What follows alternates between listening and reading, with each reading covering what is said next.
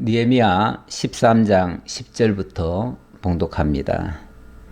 또 내가 알아본즉 레위 사람들이 받을 몫을 주지 아니하였으므로 그 직무를 행하는 레위 사람들과 노래하는 자들이 각각 자기 밭으로 도망하였기로 내가 모든 민장들을 꾸짖어 이르기를 하나님의 전이 어찌하여 버림받았느냐 하고 곧 레위 사람을 불러 모아 다시 제자리에 세웠더니 이에 온 유다가 곡식과 새 포도주와 기름의 11조를 가져다가 곡간에 드림으로 내가 제사장 셀레마와 서기관 사독과 레위 사람 부다야를 창고지기로 삼고 마따냐의 손자 삭굴의 아들 하난을 버금으로 삼았나니 이는 그들의 충직한 자로 인정됨이라.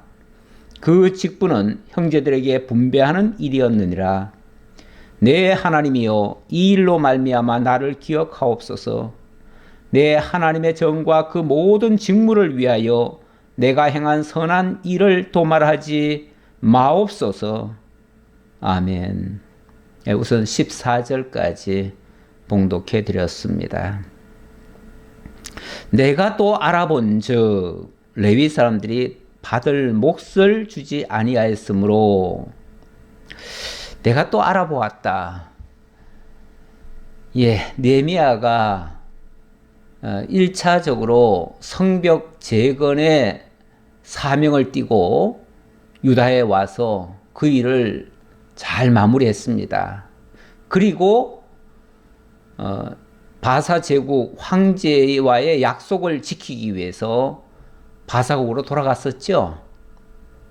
그런데 한 1년쯤 지났을 무렵 고국의 비참한 이야기가 또 들려오기 시작합니다. 1년 동안 어찌 보면 일꾼들 세워놓고 각자 자기 역할 잘 감당하라고 일종의 시스템을 만들어준 겁니다. 조직을 만들어줬다 그 말이죠. 그래서 각자 자기 역할 잘 하면 설령 느헤미야가 오지 않는다 하더라도 유다국이 아름답게 세워져 갈 것입니다. 그런데 느헤미야가 없는 1년 동안에 참으로 많은 또 변화가 일어났습니다. 그동안에 정말 성전을 지키고 성벽을 든든히 해야 할 그러한 지도자들이 자기 역할들을 하지 못한 겁니다. 정말 기가 막힌 일이 벌어졌어요. 무슨 일이 벌어졌냐면 4절에 보니까 2절에 우리 하나님의 전의 방을 맡은 제사장 엘리야십이 도비야와 연락이 있었으므로 이렇게 얘기하죠. 제사장 엘리야십이라는 제사장이 도비야와 연락을 했다. 도비야와 연락을 했다. 뭐 사람이 사람과 연락할 수 있지요. 그런데 이 도비야가 누구지요? 도비야가 하나님의 성전이 세워지는 것을 반대하고 하나님의 성벽이 세워지는 것을 회방놨던 대적이에요. 대적. 대적과 가까이 지내요? 대적과 연락을 해요? 대적과 내통을 해요? 이거는 명백한, 지금으로 말하면 간첩 행위죠. 적을 이롭게 하는 행위죠. 그런 사람과 제사장이 내통을 해요? 그냥 내통만 한 것이 아니고 5절에 보니까 도비야를 위하여 한 큰 방을 만들었으니 그 방은 원래 소재물과 유향과 그릇과 또 레위인들과 노래하는 자들과 문지기들에게 11조로 주는 곡물과 새 포도주와 기름과 또 제사장들에게 주는 거제물을 두는 곳이라. 성전 안에 11조를 받아가지고 그것을 보관하고 그것을 레위인들이나 노래하는 자들이나 이런 사람들에게 분배하는 역할을 하는 그 방이 있어요.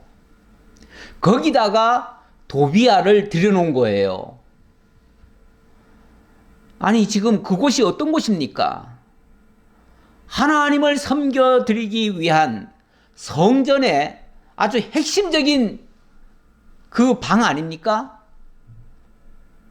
하나님을 섬기기 위해서 백성들이 낸 11조를 모아두었다가 그거를 필요한 곳에 적절한 곳에 배분하는 곳이에요. 제사가 온전히 드려지려면 여기서 잘 조절을 해야 돼요. 여기서 필요한데 공급을 잘 해줘야 돼요.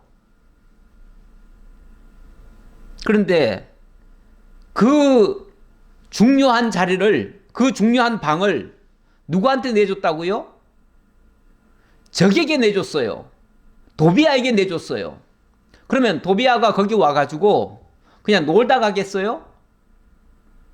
간섭하겠죠? 무슨 간섭하겠어요? 제사 드리는데 방해하는 간섭하겠죠? 하나님을 섬기는 일을 회방 놓겠죠? 그 일을 제사장이 하고 있어요, 제사장이? 정신이 나가도 한참 나갔지요. 이스라엘을 대표해야 될, 그리고 모든 이스라엘의 모든 제사장을 대신해서 정말 하나님을 섬기는 이 중차대한 일을 해야 될 사람이 적과 내통을 하고 있어요.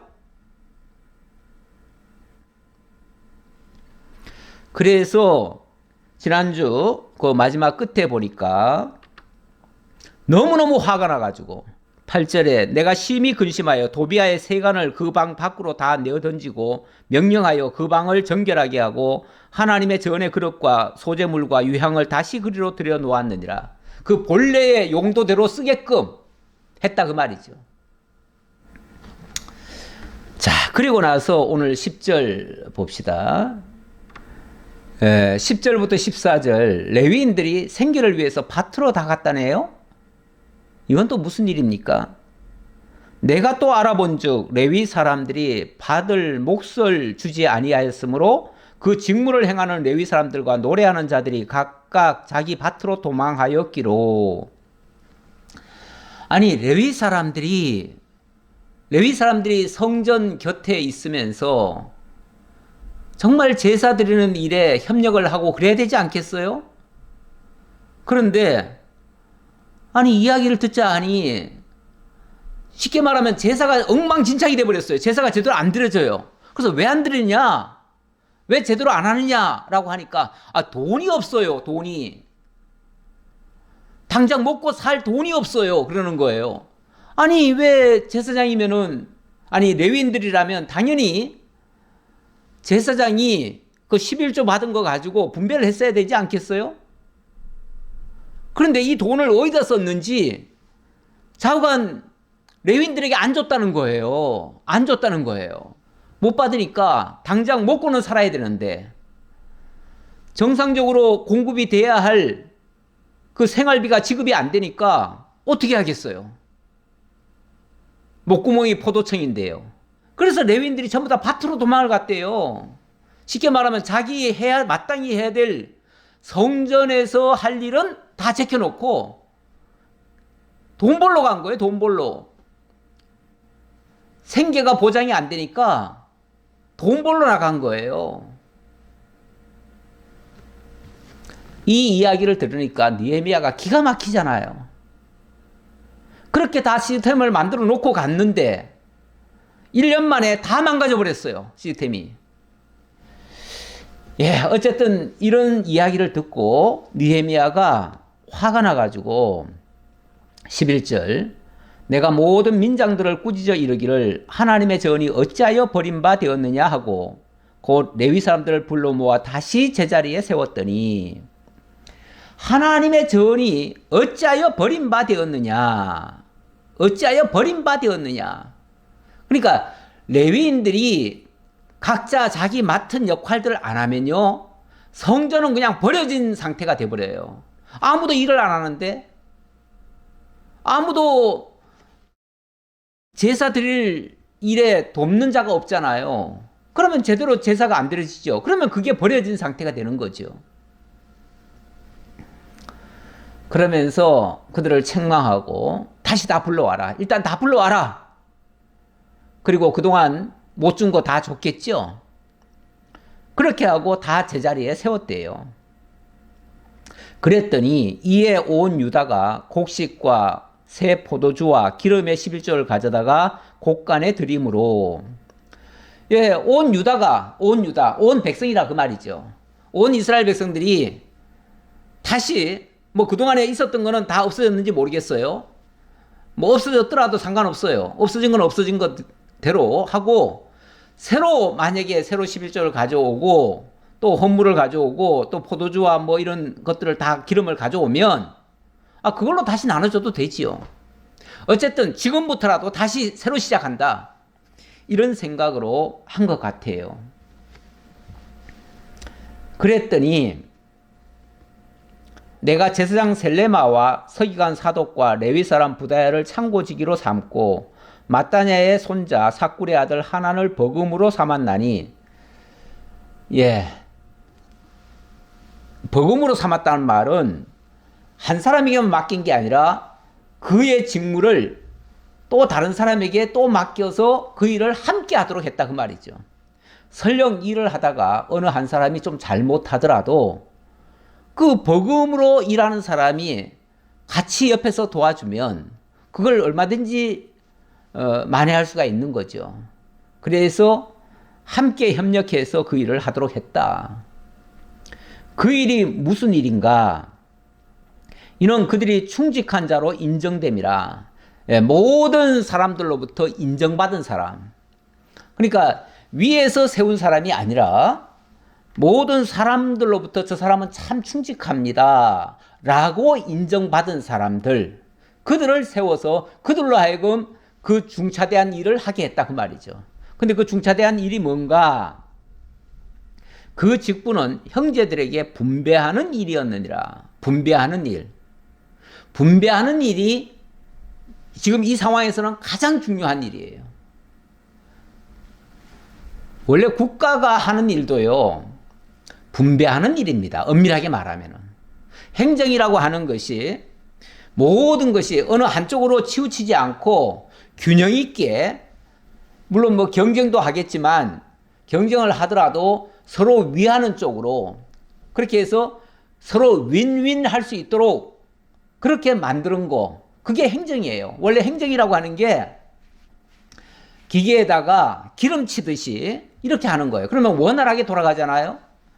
모든 것이 어느 한쪽으로 기울지 아니하고 균형 있게 돌아가도록 조정하고 배분하고 역할 분담시키고 또 거기에 필요한 것을 제때 공급해주고, 이러면은 다 원활하게 돌아가잖아요.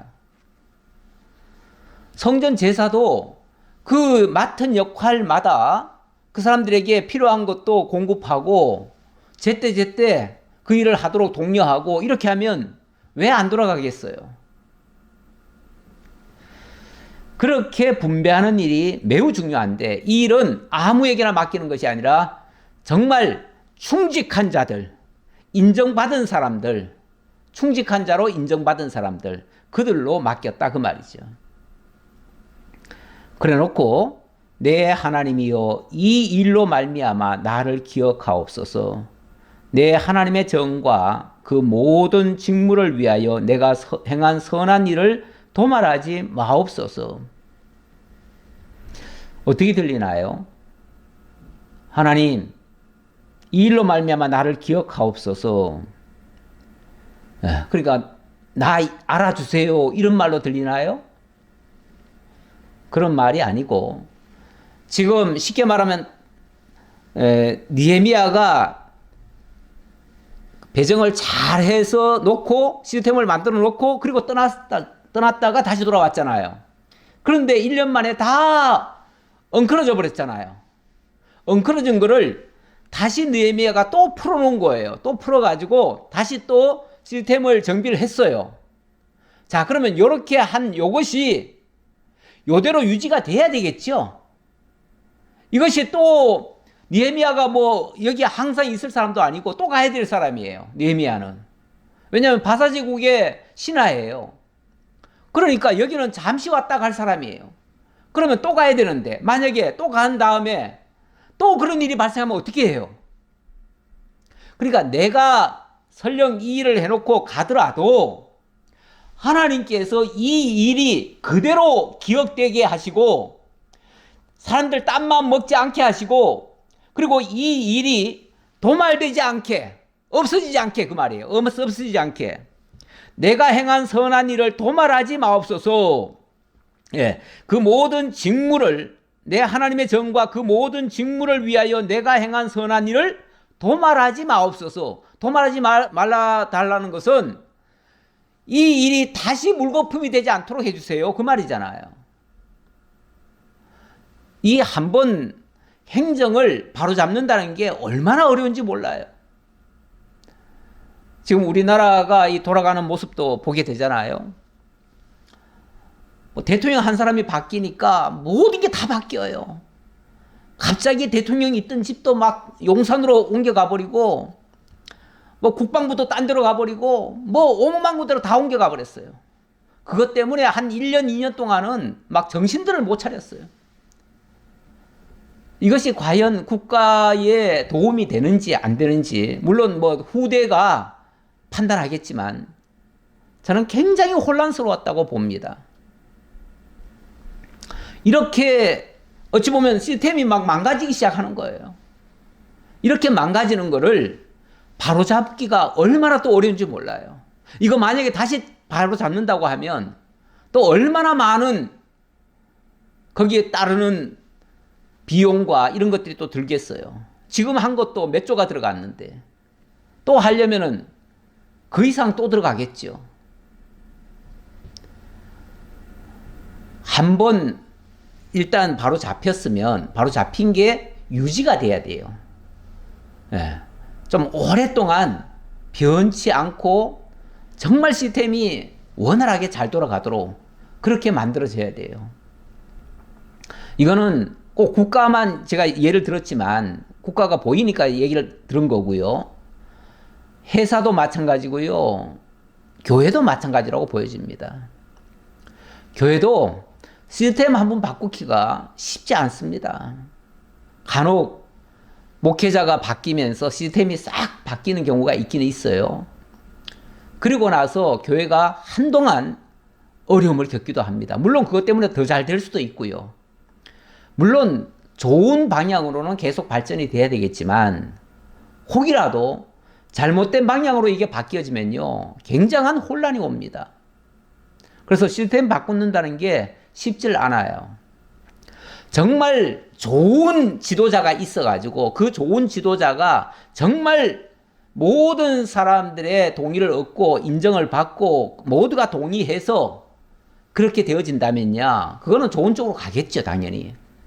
그러나 많은 사람이 반대하는 일을 어떤 사람이 막 고집스럽게 내가 지도자니까 내 마음대로 할 거야 이런 식으로 해버렸다면 그거는 일이 커지죠. 문제가 커지죠. 예, 제가 사사기 17장 6절의 말씀이 생각나서 적어봤는데요.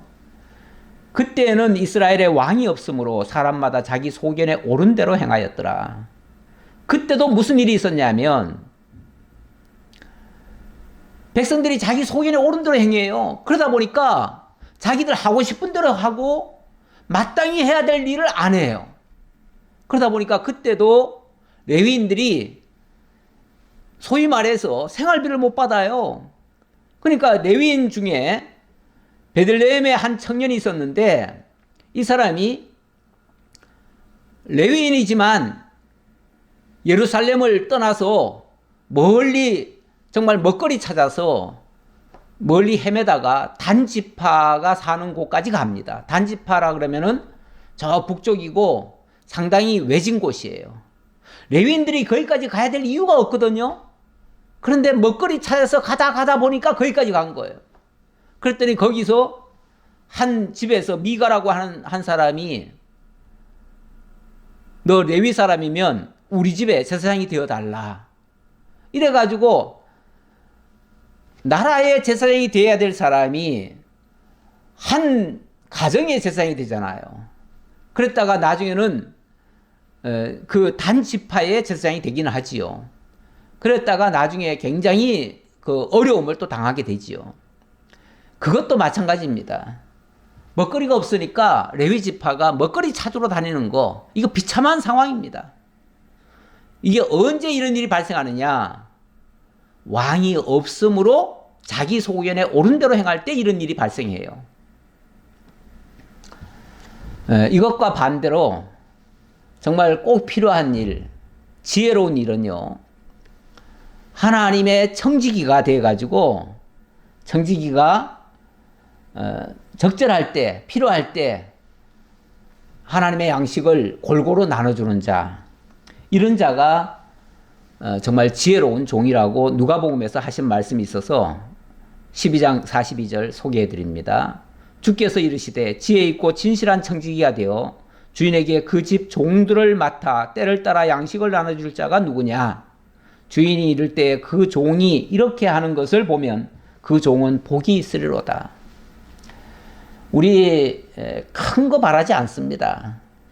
작은 일이지만 각자에게 주어진 역할들이 있습니다. 그 역할들 잘 감당하면 시스템은 잘 돌아가게 돼 있습니다. 이게 뭐 작은 한 가정에도 그렇고요. 회사도 그렇고 사회, 국가도 그렇습니다.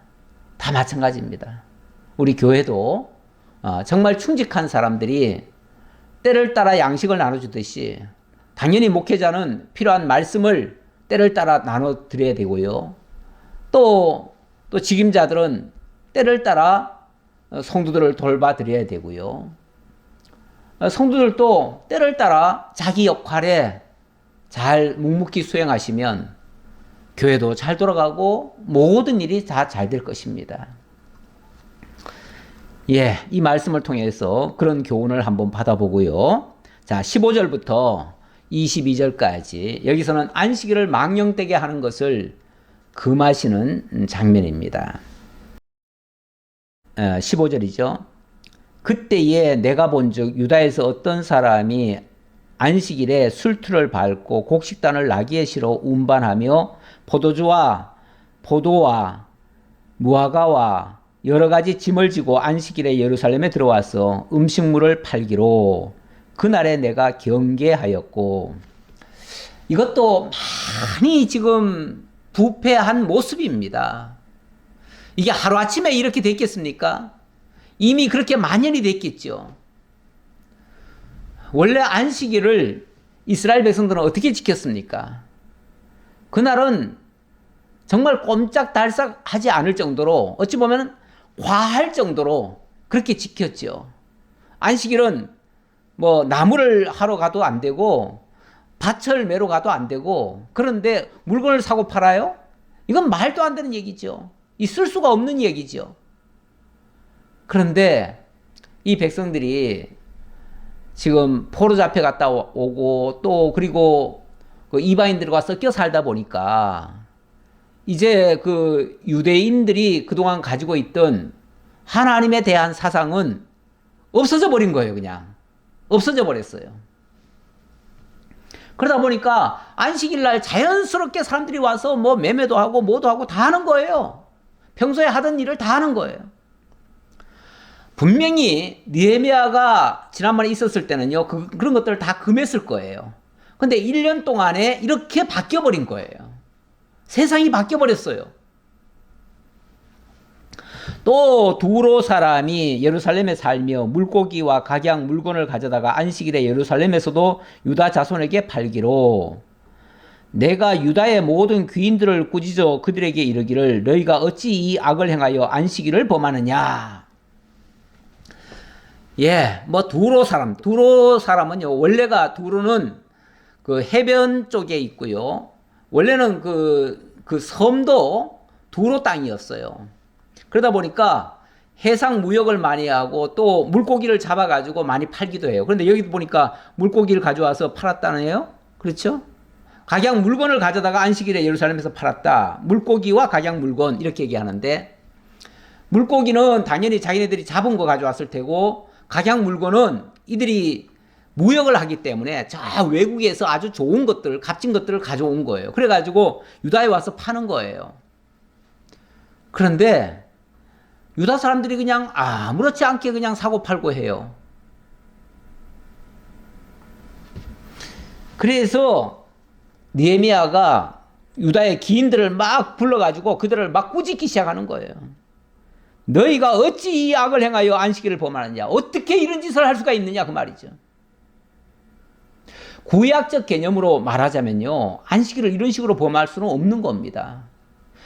아직까지 구약시대 아닙니까? 구약시대는 엄연히 모세의 율법을 따라서 안식일을 범하는 자는 돌로 쳐 죽이라고도까지 했어요.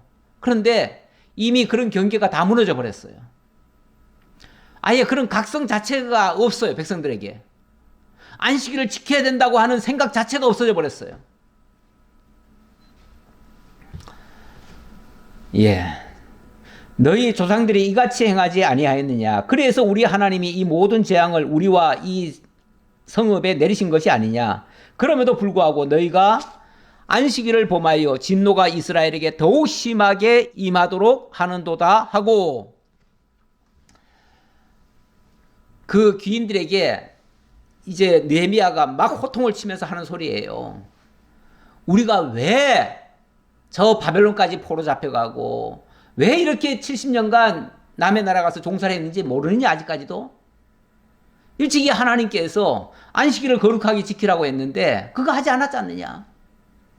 물론 이유가 꼭 그거 한 가지는 아니죠. 그러나 이것도 이유 중에 하나다, 그 말이죠. 안식일을 범했다고 하는 것은 단순히 날짜 어겼다 차원이 아니라 하나님의 나를 잊어버렸다는 얘기잖아요. 하나님을 생각하지 않는다는 얘기잖아요. 안식일이라고 하는 날이, 안식일을 기억하여 거룩히 지키라, 이 말은 안식일이라고 하는 날이 하나님께서 일찍이 천지를 창조하셨다는 사실을 기억하고 하나님이 이스라엘 백성들을 애굽에서 출애굽시켰다는 사실을 기억하라는 거잖아요. 그날은 딴 거 생각하지 말라는 거잖아요. 오로지 하나님이 우리를 지어주셨고 우리를 살게 하시고 또 우리를 애굽 땅 종대했던 집에서 인도해 내셨고 이제 우리를 하나님 안에서 안식하게 하신다. 우리에게 참된 평화를 주신다. 이거 기억하고 그거 감사하고 거기에 대한 찬양 드리며 사는 하루라도, 일주일에 한 번이라도 좀 그렇게 생각하고 그 하나님의 역사를 잊지 말라고 주신 게 안식일 아닙니까?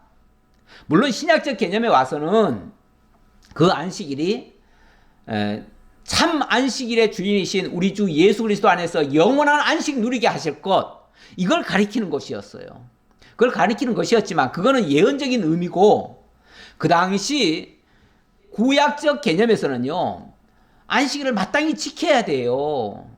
지키고 그 의미를 기억하고 있어야 돼요. 그래야 장차 오실 그리스도 안식, 참 안식, 그것도 생각하지 않겠어요? 예. 그렇지 않으면 하나님이 잊어버려요. 아니, 안식일이라도 있으니까 백성들이 그래도 회당에 가서 하나님의 말씀 한 구절이라도 듣지요. 안식일이 없으면은 아예 말씀 들을 기회도 없잖아요. 말씀 안 들으면 어떻게 기억하겠어요? 하나님을 어떻게 믿겠어요? 그래서 안식일 날짜 지킨다는 그 차원이 아니라 정말 하나님과의 교통을 위해서라도 그날만큼은 시간을 따로 빼라, 그 말이에요. 오로지 하나님 외에는 다른 생각하지 말아라. 그날은 오직 하나님께만 24시간을 오롯이 하나님만 생각하고 있어라. 그런 뜻이잖아요. 그러면 그렇게 해야지요. 그런데 이미 그것이 다 무너져 버렸어요. 다 무너져 버렸어요. 그래서 느헤미야가 다시 이것도 고칩니다. 어떻게 고칩니까? 19절. 안식일 전 예루살렘 성문이 어두워 갈 때 내가 성문을 닫고 안식일이 지나기 전에는 열지 말라 하고, 나를 따르는 종자 몇철 성문마다 세워 안식일에는 아무 짐도 들어오지 못하게 하였으므로, 아예 안식일 전날, 그러니까 준비일이죠. 안식일 준비일 날, 그날 지금으로 말하면 금요일이에요. 금요일은 저녁 해질 때쯤 되니까 아예 성문을 걸어 잠궈버려라. 그리고 안식일 동안은 아예 문을 열지도 말아라. 왜냐하면 그 성문을 통해서 자꾸 외부 장사꾼들이 들어오니까요. 들어오면은 또 사람들이 살 거 아니겠어요. 자연스럽게 안식일이 범해지죠. 그래서 아예 못 들어오겠다. 그래서 장사꾼들과 각양 물건 파는 자들이 한두 번 예루살렘 성 밖에서 자므로 내가 그들에게 경계하여 이르기를 너희가 어찌하여 성 밑에서 자느냐 다시 이같이 하면 내가 잡으리라 하였더니 그 후부터는 안식일에 그들이 다시 오지 아니하였더라. 장사꾼들이 예루살렘 성 안에 들어와 가지고 물건을 팔려고 왔는데 성문이 닫혀 있어요. 그러니까 밖에서 이제 잠을 자는 거예요. 자고는 이제 성문이 열리면 그때 들어와서 팔겠다라고 기다리고 있는 거예요. 그러니까 느헤미야가 가가지고 그들에게 막 호통을 쳤다는 거죠. 그 장사꾼들한테. 너희가 어찌하여 여기서 지금 자려고 하느냐? 문만 열리면 들어와서 또 팔 생각이냐? 만약에 또 그런 생각이라면 내가 너희들 지금 당장 다 잡아다가 너희들 다 감옥에 집어넣겠다. 이래버리니까 깜짝 놀래가지고 그들이 다 도망갔다는 거죠. 뭐 어쩔 수 없이 좀 자극적인 방법을 쓸 수밖에 없어요. 예. 이렇게 망가진 거 바로 잡으려면 많은 희생이 또 따를 수도 있습니다. 이렇게 하다 보면. 내가 또 레위 사람들에게 몸을 정결하게 하고 와서 성문을 지켜서 안식일을 거룩하게 하라 하였느니라. 내 하나님이여 나를 위하여 이 일도 기억하시옵고 주의 크신 은혜대로 나를 아끼시옵소서. 나를 아끼시옵소서. 이 말도 또 내가 하나님한테 이렇게 선한 일을 했으니 하나님 나를 좀 예쁘게 봐주세요. 이렇게 또 혹시 들릴까 봐 걱정인데요. 그런 차원이 아니고 느헤미야가 쉽게 말하면은 모든 백성들이 지금 하고 있는 거를 만연돼 있는 거를 지금 못하게 했잖아요. 못하게 했어요. 그리고 막 너희들 그런 식으로 하면 잡아넣겠다까지 했잖아요. 어찌 보면 좀 위협을 했어요. 이렇게 되면 느헤미야는 공공의 적이 되는 겁니다. 그동안 이 일을 통해서 여기 장사꾼들이 들어왔다고 하는 것은요. 제가 봤을 때는 그렇습니다. 아까 그 제사장이 무슨 짓까지 했습니까? 대적 도비야를 성전 안으로 끌어들여 왔어요. 그리고 정말 레위인들에게 줘야 할 몫을 제대로 안 줬어요. 그리고 그러면 그 돈이 어디 갔겠어요? 내가 봐서는 이 제사장 주머니로 많이 들어갔다고 봐요. 이렇게 돈 욕심을 내기 시작하면요. 뭐 절간에 새우젓 맛을 느끼면은 새우젓이 남아 도는 게 없대요. 시중에 남아 돌지 않는데요. 왜냐하면 싹쓸이 해가지고 가서 그 맛을 보고 나서. 마찬가지로 돈 맛을 알아버리면요. 종교 지도자들이 돈 맛을 알아버리면 세상 사람들보다도 더 추잡하게 돈 그럴 수 있습니다. 이 돈 맛이라는 게 보통 맛이 아닙니다. 이게. 그래서 나중에 가면요. 돈신을 섬겨요. 돈신. 그걸 만몬신이라고 그러죠. 목회자도 이런 유혹에 빠질 수 있습니다. 종교인들, 그래서 이단 종교 쪽으로 가보면요. 돈이 뭐 몇천억대 또는 수조 원대로 가지고 있다고 그래요. 예, 어느 아주 큰 교단은요. 물론 이단 교단입니다만은 거기는 한 2, 3조의 그 재산이 있다고 그래요.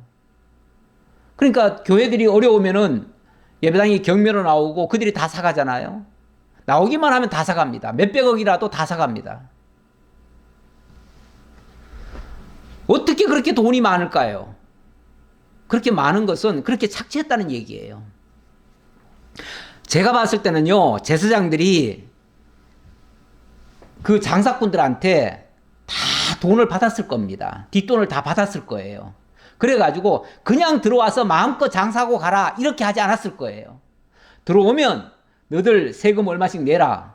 그래가지고 뒷돈 받아 먹고 그리고 여기서 장사하고 가라 이랬을 거예요. 원래 장사꾼들 끌어들이면요 돈 나눠 먹기 해요. 돈 나눠 먹기.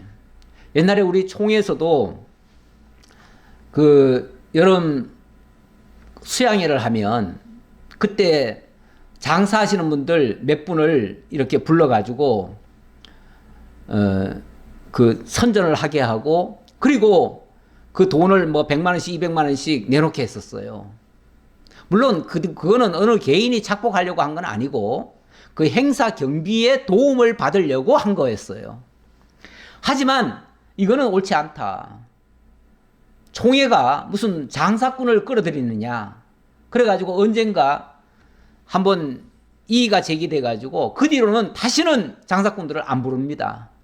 이제는 장사꾼들 일체 후원도 안 받고 그들 하지 못하게 했습니다. 이제는. 그래서 지금은 안 합니다만은 지금도 어떤 총회들은 그렇게 하고 있어요. 이 대표적인 예가 그거 아닙니까? 예수님 시대에 예수님이 성전에 올라오셨잖아요. 올라왔더니 성전 안에 완전히 비둘기 파는 사람들, 소 파는 사람들, 막 별의별 장사꾼들이 다 있잖아요. 예수님이 얼마나 화가 나셨는지 허리에 띠를 풀어가지고 막 채찍을 삼아가지고 그들을 치시면서, 사람을 쳤다는 게 아니라 그 책상을 쳤죠. 책상을 치시면서 다 책상을 들러엎어 버렸어요. 장사하는 사람들의 상을 다 들러엎어 버렸다고요. 그리고 다 내쫓아 버렸어요. 그러면서 뭐라고 그랬냐면, 내 집은 만민이 기도하는 집이다. 그런데 너희들이 강도의 구려를 만들었다. 그렇죠. 그 제사장들이 다 돈 받고 거기 장사를 하게 한 거 아닙니까? 이러면은 하나님의 성전이 아니라 그거는 강도의 구렬이죠. 장사꾼들 돈 벌어먹는 곳이죠. 오늘날 예배당도 자칫하면은 장사치들이 들어와가지고 그렇게 판을 흐려놓을 수도 있어요. 예, 이런 것은 참으로 교회가 해서는 안 될 일이죠. 절대로. 그런데 이렇게 하니 그 제사장들이 어떻게 하겠어요? 저놈 죽여버려야겠다 이런 생각하지 않았어요? 예수님이 그렇게 했더니 그 예수님을 제사장들이 죽이겠다고 그래가지고 예수님 죽여버린 거 아니에요? 그러면은 하나님의 보호하심이 있어야 될 거 아닙니까? 지금 그 얘기예요. 느헤미야가 지금 이런 엄청난 지금 개혁을 하는 거예요. 개혁하면 원래 미움을 받습니다. 그래서 사람들이 죽일 수도 있어요. 느헤미야 저놈을 죽여야 된다. 저놈 안 죽이면 우리 장사 못 해먹는다.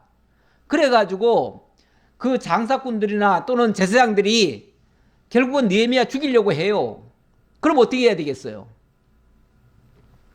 하나님이요, 이 일도 기억하시고 주의 크신 은혜대로 나를 아끼시옵소서. 내가 이렇게 개혁한 거 이것이 그대로 유지될 수 있도록 하나님께서 저를 보호해 주세요. 그 얘기죠. 무슨 날 알아달라는 얘기가 아니에요. 자, 그 다음. 네. 일단은 안식일 얘기가 나왔으니까. 그러면 오늘날도 그러면 안식일을 지켜야 됩니까? 어떤 사람들은 이제는 안식일을 안 지키지만 주일을 그 대신 안식일처럼 지켜야 된다. 또 이렇게 말씀하시는 분이 있는데, 그거는 아니죠, 또. 이제 그리스도 예수 안에서는 구약의 안식일이나 이런 것들이 다 온전히 성취가 되어졌습니다. 그래서 그 관계 한번 설명드리고 넘어가야죠. 이거 안 하면 또 오해하실까봐. 그래서 골로새서 2장 16절 하나 보고 넘어가겠습니다. 그러므로 먹고 마시는 것과 절기나 초하루나 안식일을 이유로 누구든지 너희를 비판하지 못하게 하라. 이것들은 장래일의 그림자이나 몸은 그리스도의 것이니라. 구약의 안식일, 뭐 절기, 초하루, 뭐 이런 거 있잖아요. 이런 것들은 전부 다 그리스도를 가리키는 그림자였대요. 그림자. 그 그림자의 실체는 우리 주 예수 그리스도시고, 그러니까 몸은 그리스도의 것이고, 그 말은 그 안식일의 실체는 그리스도다 그 말이에요. 그래서 그리스도가 내가 안식일의 주인이다 이 말도 하잖아요. 그 안식일의 실체, 그 안식일의 몸이다 그 말이죠. 그래서 몸은 그리스도의 것이고, 이 구약의 이런 제도들은 전부 다 그리스도를 가리키는 모형과 그림자였다 그 말이죠. 그러니까 아무도 꾸며낸 겸손과 천사 숭배를 이유로 너희를 정죄하지 못하게 하라. 그가 그 본 것에 의지하여 육신의 생각을 따라 헛되이 과장하고 머리를 붙들지 아니하는지라. 머리를 붙들어야 되는데 꼬리 붙들고 있으면 되느냐 그 말이죠. 우리가 안식일이라고 하는 게 몸이신 우리 주 예수 그리스도를 가리킨 것이었는데 그러면 그리스도를 붙잡아야지. 어떻게 그 날짜를 붙잡고 있냐 그 말이죠. 오늘날 안식일 지킨다고 주일 지킨다고 안식일처럼 그렇게 지킨다는 거는 꼬리 붙잡고 있는 거나 똑같아요. 몸을 붙들어야지요. 그리스도를 붙들어야지요. 그 말이에요. 머리를 붙들지 아니하는지라. 온 몸이 머리로 말미암아 마디와 힘줄로 공급함을 받고 연합하여 하나님이 자라게 하심으로 우리를 자라게 하신다. 그런데 왜 머리를 안 붙들고 왜 꼬리를 붙들고 있느냐? 왜 날짜 자체에 연연하느냐 그 말이죠. 그러니까 이 구약의 안식일 제도가 오늘날 우리에게 만약에 이걸 시간적으로 개념을 주신다면, 교훈을 주신다면 우리 날짜를 정말 우리가 뭐 주일이든 사실은 주일이라고 하는 것도 하루만 주일이라고 하면 되겠습니까? 모든 날이 다 주의 날이죠. 그러니까 다 그것도 모든 날이 주의 날이라고 하면은 정말 하나님을 특별히 구별한다는 의미가 없어져 버리니까. 그래서 오늘날은 우리가 정한 거예요. 쉽게 말하면 이 날을 안식일이라고 하는 특별한 날이 아니라 우리가 주님을 만날 예배하는 날로 정한 거예요.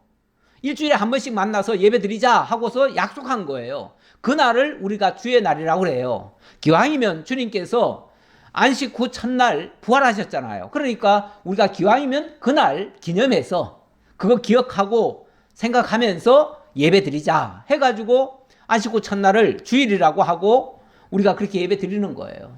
그러니까 이거는 우리끼리 약속한 거지 그날이 아주 특별해서가 그런 건 아니다. 이렇게 정도만 이해하시고요. 자, 또 넘어가지요. 23절 27절 백성들의 잘못된 결혼관을 바로 잡는 장면입니다. 그때 내가 또 본 적 유다 사람이 아스돗과 암몬과 모압 여인을 맞아 아내로 삼았는데 그들의 자녀가 아스돗 방언을 절반쯤은 하여도 유다 방언은 못하니 그 하는 말이 다 각 족속의 방언이므로 내가 그들을 책망하고 저주하며 그들 중 몇 사람을 때리고 그들의 머리털을 뽑고 이르되 너희는 너희 딸들을 그들의 아들들에게 주지 말고 너희 아들들이나 너희를 위하여 그들의 딸을 데려오지 아니하겠다고 하나님을 가리켜 맹세하라 하고. 이거는 어찌 보면은 아주 뭐라고 할까 이스라엘 백성들을 좀 혼내주는 장면인데 유다 백성들의 지금 생활 태도가 삶의 모습이 아주 엉망진창이 돼버렸어요. 왜냐하면 완전히 이방 결혼에 완전히 그냥 무슨 유행이 돼버렸어요. 이방인들과 결혼하는 게 유행이 돼버렸어요. 그래가지고 마구 결혼을 했는데 물론 뭐 어쩔 수 없이 우리가 원래 나라를 잃고 나면요 막 민족이 섞이기는 합니다. 섞이는데 어쩔 수 없는 거는 그렇게 하더라도 다시 이제 나라가 회복되었으면 거기서부터는 이제 분리가 돼야지요. 분리가 돼야 되는데 이들이 이제는 이제 당연한 줄 알아요. 당연한지 뭐 저 이방 여인 막 좋은 예쁜 여자 있으면 막 골라서 막 결혼하는 것도 허락을 한 거예요. 그래가지고 아스돗 사람, 암몬 사람, 모압 여인 마구잡이로 그냥 데려다가 아내를 삼았대요. 근데 그들 중에서 태어난 자녀들 보니까 유다 말로 하지 않고 자기네 나라 말로 막 하더라는 거예요. 왜냐하면 그 엄마가 그쪽 사람이니까. 그러니까 아이들이 유다 말은 제대로 못하고 그쪽 말로 자꾸 하니까 뭐 반은 뭐 방언이고 이러고 있더라는 거죠. 얼마나 이것도 엉망진창이냐 그 말이죠. 이렇게 되면 민족의 정체성까지 다 사라져 버립니다. 이래서 안 된다. 이렇게 하면 안 된다. 이방 결혼 어쩔 수 없이 한 거나 할 수 없다고 하더라도 일부러 그렇게 하는 거는 엄청난 죄악입니다. 이것도. 일찍이 열왕기 상에 보면 솔로몬 왕이 바로의 딸 외에 여러 이방 여인을 많이 취했는데 그것 때문에 결국은 그 여인들이 솔로몬을 망쳤잖아요. 그래가지고 유혹해가지고 결국은 우상을 끌어들여 와가지고 결국 이스라엘 나라까지 쪼개지게 만들고 결국은 나라가 망하는데 그 밑바탕이 돼버린 거예요. 이게 다 큰 문제입니다. 그러니까 어찌 보면 결혼이라고 하는 게 작은 것 같지만 결혼이라고 하는 게요 사실은 한 남자와 한 여자의 이렇게 만남에서 끝나는 게 아니고 어찌 보면 가문과 가문의 만남일 수도 있고요. 좀 더 넓게 말하면 이게 지금 국가가 다른 것 같으면요. 국가와 국가의 만남일 수 있어요. 그러면 완전히 문화도 다르고 정체성이 달라요. 이렇게 되면요. 정말 하나님 사상으로 똘똘 뭉쳐 있는 여기서 벗어나는 거예요. 떠나는 거예요. 이렇게 되면 범죄를 안 할 수가 없습니다. 망하지 않을 수가 없어요. 26절입니다. 또 이르기를 옛적에 이스라엘 왕 솔로몬이 이 일로 범죄하지 아니하였느냐. 그런 많은 나라 중에 비길 왕이 없이 하나님의 사랑을 입은 자라. 여디디야. 하나님의 사랑을 특별히 입은 사람이에요. 그런 사람이 그냥 이방 여인을 취했다가 완전히 망했다 그 말이죠. 하나님이 그를 왕으로 삼아 온 이스라엘을 다스리게 하셨으나 이방 여인이 그를 범죄하게 하였나니 너희가 이방 여인을 아내로 맞아 이 모든 큰 악을 행하여 우리 하나님께 범죄하는 것을 우리가 어찌 용납하겠느냐. 이걸 어떻게 그냥 봐줄 수 있겠느냐 그 말이죠. 빨리 이거 고쳐라. 안 된다. 안 된다. 그래서 어찌 보면 따끔하게 매를 때린 거예요. 앞에서 머리털을 뽑고 막 몇 사람을 때렸다잖아요. 물론 아무나 다 때린 게 아니라 몇 사람 아주 그 대표급에 있는 사람은 때린 거예요. 대표급에 있는 사람. 쉽게 말하면 지도자급에 있는 사람. 이런 사람은 좀 혼내줘야 돼요. 여기에 제일 대표적인 사람이 있었어요. 어떤 사람이 있었냐면 28절에 보니까 대제사장 엘리야십의 손자 요야다의 아들 하나가 호론 사람 산발랏의 사위가 되었으므로 내가 쫓아내어 나를 떠나게 하였느니라. 엘리야십의 손자. 아까 대제사장 엘리야십이 누굽니까? 도비야도 끌어들였잖아요. 예, 도비야도 끌어들였는데 지금 보니까 그 대제사장 엘리야십의 손자까지도 호론 사람 산발랏의 사위가 되었다네요. 이 산발랏, 도비야와 산발랏 이들은 완전히 대적 아닙니까? 그런데 쉽게 말하면은 대제사장이 산발랏의 사위가 되버려. 대제사장의 아들이니까 손자니까 앞으로 제사장 될 사람 아닙니까? 그런데 이 사람이 산발랏의 사위가 되버렸어요. 이런 사람을 어떻게 그냥 봐줍니까? 이런 사람은 본보기라도 때려야 돼요. 이런 사람은 본보기로라도 머리털 뽑아야 돼요. 제가 너무 가격했나요? 느헤미야가 적혀 있어서 제가 그대로 얘기했습니다. 이해해 주시고요. 그제 대법관 후보 청문회 한다 그래가지고 잠깐 봤는데요. 거기 보니까 대법관 후보면은 우리나라 최고의 법원의 관 아닙니까? 모든 재판의 최종은 대법관이 결정합니다. 근데 이 사람이 자녀에게 돈을 증여를 해가지고 그 자녀가 그 돈으로 주식을 하게 하고 그 주식을 나중에 몇십 배인가 몇백 배인가 한 160배인가 이렇게 비싸게 또 아버지가 또 사줘요. 사준 돈을 가지고 그 돈을 그러니까 몇 천만 원이었는데 몇 억으로 바뀌었지요. 그 몇 억을 가지고 또 건물을 사요. 그 건물을 또 아버지가 또 어떻게 해줘요. 대법관이 될 사람이 그런 일을 했다? 어떻게 해야 되겠습니까? 그냥 또 봐줘야 됩니까? 그 사람 높은 사람이니까 봐줘야 됩니까? 대법관이 이렇게 한다는 거는 이거는 있을 수가 없습니다. 그런 사람이 무슨 판결을 합니까? 근데 아마 보나 마나 또 법관이 되겠죠. 대법관이 되겠죠. 될 겁니다 아마. 아무리 청문회하고 뭐하고 해도 부적격자 해도 그냥 임명하면 되는 거예요 그냥. 예, 묵시가 없으면 백성이 방자히 행한다는 말씀이 있는데요. 하나님의 말씀이 똑바로 세우지 않으면요 백성들이 아주 방자해져요. 자기 속에는 옳은 대로 막 행해버려요. 예, 내 하나님이여 그들이 제사장의 직분을 더럽히고 제사장의 직분과 레위 사람에 대한 언약을 어겼사오니 그들을 기억하옵소서. 레위 사람과의 언약을 어겼대요. 레위 사람의 언약을 어겼대요. 레위 사람의 언약이 뭔데요? 하나님이 레위 사람과 맺은 언약이 있습니다. 일찍이. 예. 말라기 2장 5절에 보면요. 물론 민수기에 나오는 얘기를 가지고 한 말인데요. 민수기에 보면은 하나님께서 비느하스하고 언약을 맺잖아요. 그때 평화의 언약을 주셔요. 그런데 말라기에 보면 너희가 그 언약을 어겼다라고 책망하는 장면이 있어요. 말라기 2장 5절입니다. 레위와 세운 나의 언약은 생명과 평강의 언약이라. 내가 이것을 그에게 준 것은 그로 경외하게 하려 함이라. 그가 나를 경외하고 내 이름을 두려워하였으며 그의 입에는 진리의 법이 있었고 그의 입술에는 불의함이 없었으며 그가 화평함과 정직함으로 나와 동행하며 많은 사람을 돌이켜 제하고에서 떠나게 하였느니라.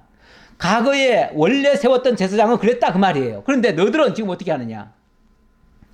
제사장의 입술은 지식을 지켜야겠고 사람들은 그의 입에서 율법을 구하게 되어야 할 것이니 제사장은 만군의 여호와의 사자가 됨이거늘 너희는 옳은 길에서 떠나 많은 사람을 율법에서 거스르게 하는도다.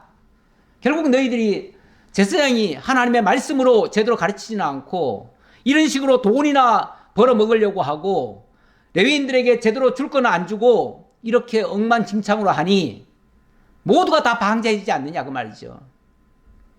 묵시가 없으면, 묵시가 없다는 말은 하나님의 말씀이 없으면 그 말이에요. 하나님의 말씀이 없으면 백성이 방자히 행하게 된다. 이 방자히 행한 거 아닙니까? 그래서 온갖 이런 못된 짓을 다 한 거 아닙니까? 이걸 지금 느헤미야가 바로잡고 있는 중이에요. 내가 이와 같이 그들에게 이방 사람을 떠나게 하여 그들을 깨끗하게 하고 또 제사장과 레위 사람의 반열을 세워 각각 자기의 일을 맡게 하고 또 정한 기한에 나무와 처음 익은 것을 드리게 하였사오니 내 하나님이여 나를 기억하사 복을 주옵소서.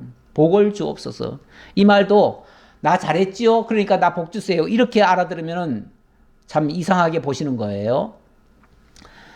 예, 이게 어찌 보면 하나님께서 잘못된 제사를 바로 잡은 거 아닙니까? 바로 잡았으니 자 제사가 하나님 앞에 바로 드려지면 어떻게 됩니까? 이 백성들이 다시 복을 받게 되지요. 그러니까 나한테 복 주세요가 아니라 이 백성이 하나님께로부터 이렇게 방자히 행하다가 하나님께로부터 저주를 받았는데 다시 복으로 바꿔 주옵소서 그 얘기죠. 당연히 백성들이 복 받아야지요. 지도자는요 백성들이 복 받기를 기도하는 거예요. 백성들이 복 받도록 그들에게 하나님의 말씀을 끊임없이 공급하고요. 하나님에게서 떠나지 않도록 방자히 행하지 않도록 그렇게 해야지요. 이게 지도자 세운 목적 아닙니까? 예, 그렇게 되도록 느헤미야가 했다. 그러니 하나님이요 이제 이 모든 것을 바르게 잡고 바로 개혁하고 그리고 하나님 이 백성들이 복받는 백성 되게 하옵소서 그 얘기라 그 말이죠. 나 잘해주세요가 아니라 그 말이죠. 기도하겠습니다. 감사합니다. 하나님 느헤미야를 통해서 다시 한번 잘못된 것을 바로잡고 또 온전히 하나님 앞에 바로 세워지는 이스라엘 되어지도록 하나님께서 인도해 주신 거 감사합니다. 오늘 사는 우리들도 그 교훈을 따라서 정말 하나님의 말씀을 간직하고 하나님의 진리와 평강을 바르게 증거하고 온 백성들이 주의 복을 받아 누리는 정말 행복한 백성들 다 될 수 있도록 인도해 주옵소서. 함께해 주심을 감사드렸고 예수님 이름으로 기도하옵나이다. 아멘.